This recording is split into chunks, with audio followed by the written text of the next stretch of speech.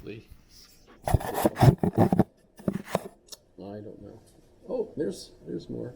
The bus came. No, I don't know. Anybody takes the bus.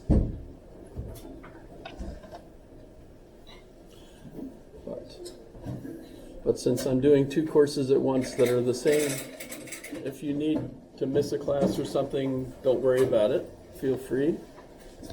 Although, the complaint that people have had is that the videos are so bad, it would be much better to actually be here in person, especially because a lot of the things they say are pretty crazy.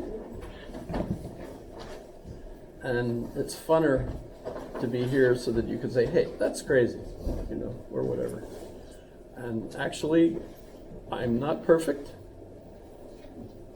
You know, so I make mistakes, and it's great if you guys have your devices on and you're checking, and I say something about Ludwig Wittgenstein being born in Vienna, and you say, no, he was born in Linz, or something, you know, like that. Feel free. It makes it better. It's really miserable when you teach something, and then 25 years later you find out you were wrong, and there's no way you could, like, get a hold of those people and say, hey, you know what I said about Einstein? Sorry, I was wrong. At least this week, you know, because we have fake news, which actually it's a philosophical problem. We've created that. One of the culprits that created that problem of fake news just died a couple months ago. And he didn't intend for that problem. That was Bruno Latour. Ever heard of him? Bruno Latour. He's famous, actually, if you know where to go. What circles? That's the problem. Which circles? Well, Kyoto Prize, he won. How many of you have heard of the Kyoto Prize? Well, so you're not in that circle yet. You know, at least, yeah, some. But you heard of it now, so there you go. No, Bruno Latour, French philosopher, died recently. In any case, I'm Bill Jamison. I'm not famous, and I know it because I went on to Chat GPT, and I asked it to write a paragraph about William Jamison from Anchorage, and it said, we don't know who the heck that guy is. So I'm not famous, which is okay. Fame isn't everything. It says Snape, you know, and Snape can't be wrong. You know, Snape is the best professor there, really. Harry Potter fan? Only one Harry Potter. Oh. So, I'm not really a fan. It's just I've read all the books about 4 or 5 times, watched all the movies multiple times, got the audiobooks and listened to them. They're fantastic. I've got more books about the books to try to figure out how on earth did she do it. She's a billionaire. Isn't that pretty cool? Plus, I read the Harry Potter books in French, German, and Russian to help my languages. So that's pretty cool too. However, it does confuse you because Snape is not Severus Snape, he's Severus Rogue en français. They change names on you. But really, Longbottom, not Longbottom in French. Longbot. Don't know why, but okay, stop it. That's a squirrel, right? So, I'm Bill. You could call me anything you like except late for dinner. That's an old joke. I tell jokes, so you're welcome to laugh. And if it wasn't a joke, that's okay. My feelings won't be hurt. You can tell jokes too. You look like you can tell jokes. You can't tell jokes? No. I like to listen to jokes. Okay. Well, that's pretty weird, actually. That supports a theory that I think is probably not politically correct. In Daniel Dennett's book, Inside Jokes, he argues that men tell jokes and women laugh at them. It's one of the ways men compete for women's attention.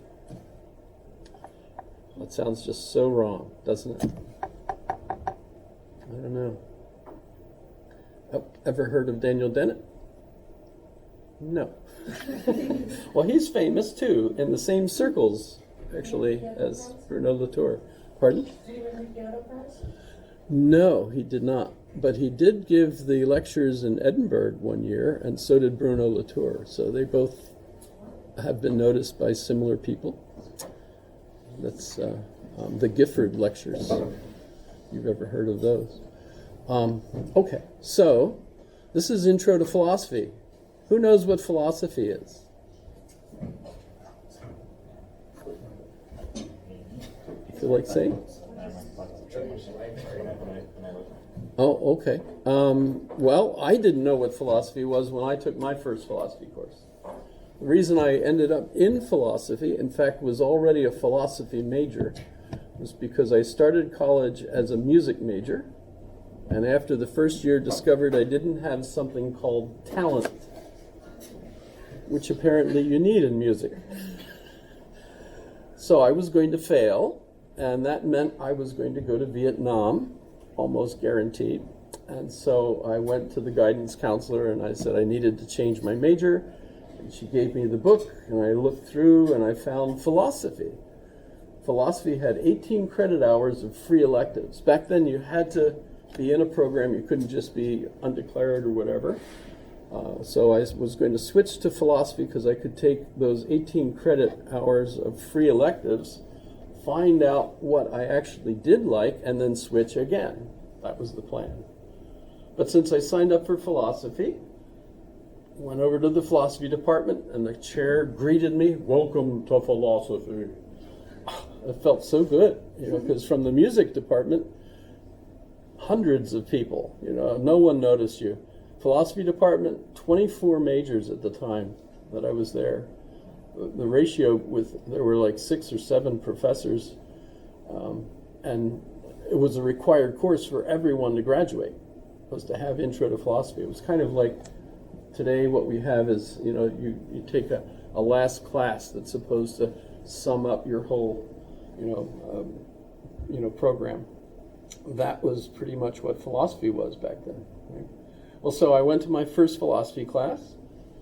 Mr. Williams, who I had for philosophy, looked at us and he said, "If God is all powerful, can he create a rock that's too heavy for him to lift?"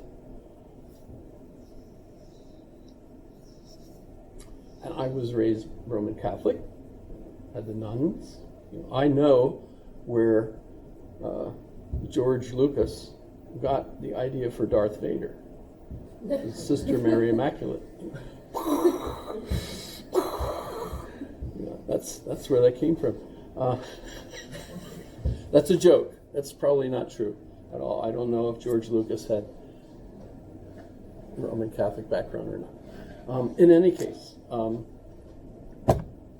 I absolutely believe, God existed. God was all powerful. No problem. And then Mr. Williams asked that question, and my head split right down the middle, and I started to sweat because I thought to myself, well, God is all powerful. God can certainly create a rock that's too heavy for him. We used pronouns like that back then, to lift. But wait a minute. If he can't lift it, then that's something he can't do. So you get it, right? There's a problem there. It took me 8 years of philosophy to finally get adjusted to how that question could be answered. And by then I graduated, and I had my MA at the time in philosophy, and discovered that, oh gosh, I should have been thinking about what I was going to do for like a living. The joke, about, liberal arts, what does that get you? the opportunity to say, would you like fries with that, or something of that sort, right? First I applied to 2 seminaries. I was accepted, and we almost went, I say we, because Donna and I were married by then, right? We almost went to one of them, but we would have been poor. That's, like you're guaranteed to be poor if you go into, the seminary and then the priesthood, etc. I was Episcopalian at the time. I'd switched. Went down a rung, depending on which way you use the ladder, right? I joined the army instead to make money, to be rich. At least for 4 years. And I signed up for Russian. I think it was kind of neat. I had, Latin in high school, French in high school. French was my main language in college because you had to have a modern Romance language in order to graduate. And then I also took German. Entrez, s'il vous plaît. Ah. I have a secret parking place, but I'm not going to tell you where it is because then it'll be full. Oh no, I'm not allowed there. That's the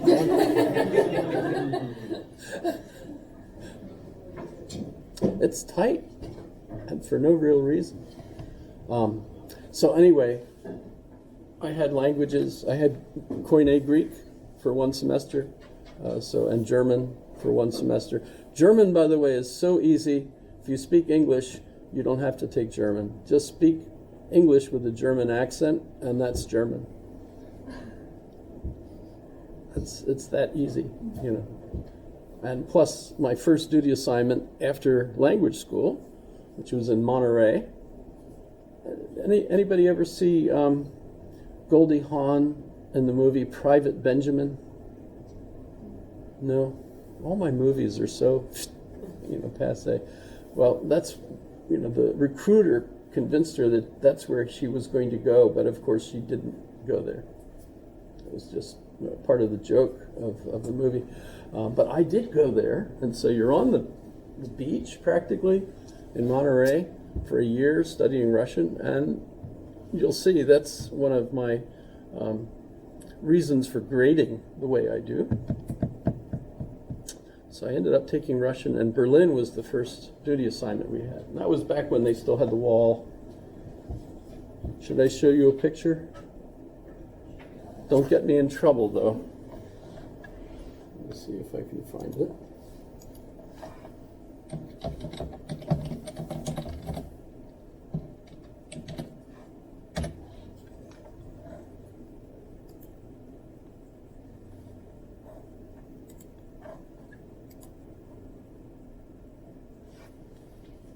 So, what does that look like to you? Don't say it. But that was the facility. I worked on the second floor of the blue block there for 3 years. And this was our dining facility. Actually, I don't see it. It's over this way a little further. And from there you could see Poland. I could see Poland from my house. Okay, that used to be funny. Sarah Palin. No. Okay, no one gets it anymore. All my jokes are 3 years old. You can't use them anymore. Shoot. But yes, I worked there for 3 years. And so I took my German test and passed that. There was no problem. And I thought, why not? I took the French test and I passed that. So the Army paid me for all 3, which was like the max that you could get. So that was fun. But I retired in '94 and started teaching here in January '95. So that's pretty cool. And the reason I retired to come here was because one of my tours was at Fort Rich, where I was for 4.5 years. And we were absolutely in love with Alaska. We bought the house, the whole thing. So that's my history, basically. And an explanation, actually, for why I'm so weird, which actually means Western Industrial No, educated, industrial, rich, and democratic. Weird, it spells weird.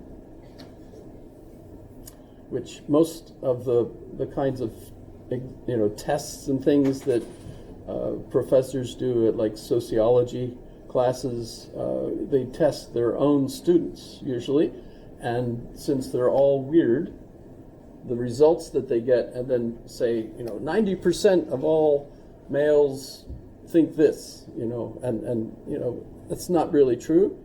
They're just basing it on 2,000 students at the University of Chicago that they tested. And so, if you remember the Kinsey report, absolutely screwed up the country, actually, because they produced this report and said all males prefer to do this often. I'll let you figure out what they're talking about. And it turned out that's actually only true of college students at the University of Chicago. Not all males. But when they read that, all the other males that read it thought, holy crap, I'm being shortchanged here. So it totally screwed up the country for a while. It's not my fault. It's just true. You could check it. Remember, I make mistakes. Okay, so that's fun. And let me get to the syllabus. So the syllabus is online. I don't hand out paper, never did. Save a tree. I grow trees in my yards, which like my neighbors hate because they think we should have lawns. And I just let the trees grow. And that's because I'm a tree hugger. Which, as long as the tree is small enough, and most of the trees here are small enough that you can hug. What's your favorite kind of tree? Aspen, I suppose. It's not real big, it's not real strong, but it's incredibly hardy. And I made my wand out of aspen, which is, I use a thestral tail as the core. That could be funny if you're a Harry Potter fan, but no one's laughing. All right, what else? Okay, so syllabus is on Blackboard. That's fine. Everybody has access to the web and so on. And most of the stuff on the syllabus is there because it's required for all sorts of reasons. But there is a theme that we follow. And what is philosophy? Why are we really studying philosophy? Why is it so important? I would like to think of it as kind of a history of thought, how thought has evolved. So that what I will aim at as the highlights in the course will be the significant points at which the way people thought seemed to really change dramatically. And we're still finding out stuff about that kind of history, especially going back further and coming up with new theories. In the 90s, there was an interesting theory called